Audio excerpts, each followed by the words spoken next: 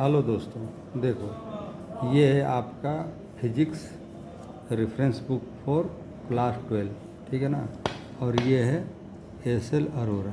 तो इसके हम आज एक एक क्वेश्चन करेंगे सॉल्व, और आपका बहुत बढ़िया से मैं बताऊंगा। देखिए ये जो है ना, सबसे पहले कॉन्सेप्ट इसका समझेंगे और इसके जो एग्जाम्पल्स हैं उनके क्वेश्चन को करेंगे, और इन क्वेश्चनों को करके फिर आपको जो है बिल्कुल क्लियर समझ में आएगा। देखिए the electric mains in the house are mark 220 volt 50 hertz.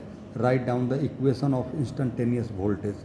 तो इक्वेशन क्या है और कैसे उसको फाइंड करेंगे, और वो सारी चीज़ें मैं एक एक करके आपको समझाऊंगा।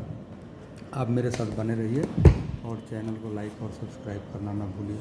तो यही सेम क्वेश्चन मैंने यहाँ पे लिख दिया है।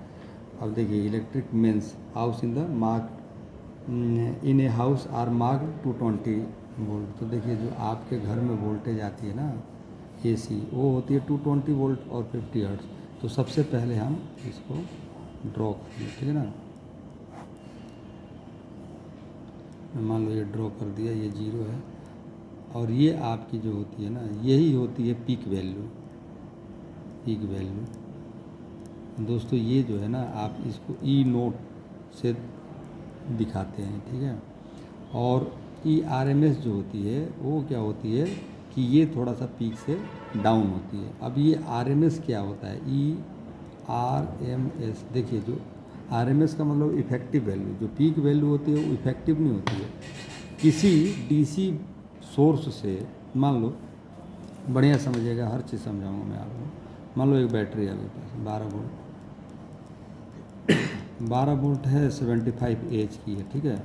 इससे आपने कोई एक बल्ब को ग्लो कर दिया, ठीक है ना, बल्ब जला दिया आपने।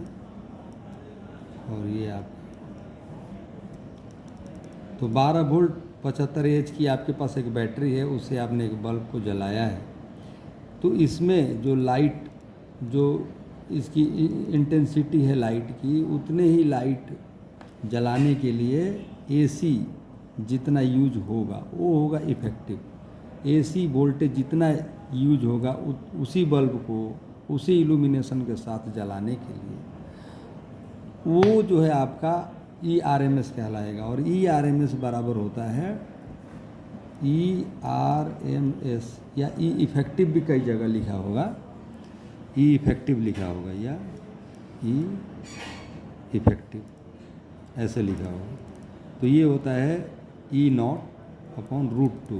तो ई नॉट जो भी है आपके पास, जो भी दिया हुआ है गिवन है, उसके अपॉन में √2 करेंगे तो निकल जाएगा। अब सवाल ये आता है कि भाई ये जो एसी साइकिल है ये कहाँ से बना, कैसे बना। देखिए जब भी आपका जो रोटेट होगा ना, देखिए मैग्नेटिक फील्ड में क्या होता है, मैग्नेटिक फील्ड में आपका कॉइल रोटेट करती है, आपने पढ़ा होगा फैराडेज लॉ के अकॉर्डिंग। तो जो आपका ये कॉइल रोटेट होगा, तो जो रोटेट हुआ तो वो रोटेट करेगा 360 डिग्री। तो जब ये रोटेट करेगा तो आपका पीक पे जाएगा, और फिर क्या होगा, नीचे को आएगा, फिर ऊपर को जाएगा। तो एसी साइकिल आपके रोटेट करने से जनरेट होगी। तो रोटेट करने से जनरेट होगी तो आपकी पीक। अब ये बोल रहा है, जो क्वेश्चन बोल रहा है वो ये कह रहा है कि 220 वोल्ट और 50 हर्ट्ज आपके पास क्या है, घर में आ रही। तो ये जो 220 वोल्ट है ये असल में इफ़ेक्टिव वैल्यू दी जाती है। तो इफ़ेक्टिव वैल्यू आपके पास है और 50 हर्ट्ज इसकी फ्रीक्वेंसी है। तो आपको इक्वेशन लिखना है। अब इक्वेशन क्या है, देखिए किसी भी एक पॉइंट पे, मान लो ये पॉइंट है या ये पॉइंट है, तो इस पॉइंट पे जो वोल्टेज होगी उसको ई से हम डिनोट करेंगे, और जो पीक होगी उसको ई नोट से, और जो आर एम एस होगी उसको हम ई आर एम एस लिखते हैं। लेकिन किसी इंस्टेंटेनियस पे, मतलब किसी खास जगह पे, किसी भी पॉइंट पे, मान लो ये पॉइंट है, तो इस पॉइंट पे जो ई होगा उसका इक्वेशन होगा ई बराबर ई नॉट, मतलब पीक वैल्यू, और साइन ओमेगा टी। तो अब साइन कहाँ से आ गया, देखिए जो रोटेट हो रहा है आपका मैग्नेट के बीच में, जो कॉइल रोटेट हो रही है, तो रोटेट जो हो रही है तो वो साइन फंक्शन हो रहा है वहाँ पे। जब भी आप साइन फंक्शन में क्या होगा कि आपका हाफ पे क्या होगा कि फुल जाएगी पाई/2 पे, और फिर जो है धीरे धीरे 0 पे आएगा, और फिर आपका यहाँ पे 3π/2 पे आ जाएगा और फिर आपके यहाँ पे 2π हो जाएगा। तो एक खास किसी एक जब ये घूम रही है तो किसी एक खास पॉइंट पे उसका जो इक्वेशन होगा E बराबर E0 साइन ओमेगा का। तो हमने क्या करना है कि इस वाले को इस फॉर्म में लिखना है। तो सबसे पहले आपको जो RMS वैल्यू दी है इसका आपने क्या करना है, पीक निकालना है। तो पीक निकालने के लिए क्या करेंगे आप, E0 बराबर E RMS मल्टीप्लाई √2। तो ये आप क्या हो जाएगा, E0 बराबर RMS क्या है 220 वोल्ट और मल्टीप्लाई 1.414। तो आपका जो भी वैल्यू आएगा वो करके आप निकाल लीजिए। तो अभी निकाल के देखते हैं कितना आता है। ये आ जाएगा आपका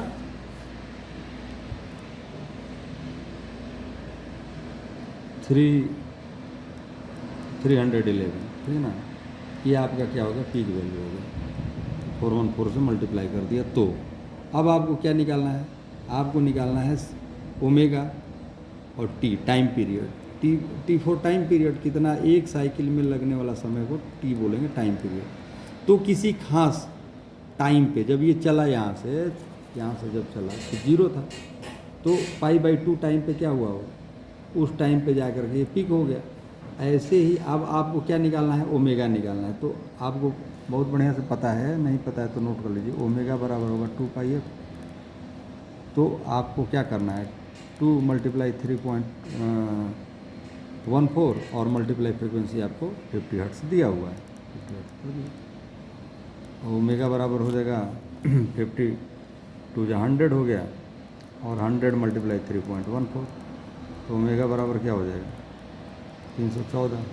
अब आपने क्या करना है कि E बराबर, इक्वेशन लिखने के लिए बोला है, तो E बराबर E0 क्या है देखिए, E बराबर E0 साइन ओमेगा टी। आपने क्या करना है, E बराबर E0 की वैल्यू आपने निकाल ली 311 और उसके बाद आपने क्या करना है, साइन लिखना है और ओमेगा की वैल्यू आपने निकाला है, क्या निकाला है 314। तो यहाँ पे लिख दो 314 और यहाँ पे लिख दो टी। तो ये जो इक्वेशन है यही आपका आंसर है, जो आपको बोला है ना, ये बोला है कि जो मार्क किया हुआ है 220 वोल्ट 50 हर्ट्ज, तो इसका right down the equation for instantaneous voltage. तो आपने इंस्टेंटेनियस वोल्टेज का जो है उसको आपने लिख दिया है। तो यही आंसर है। Bye bye.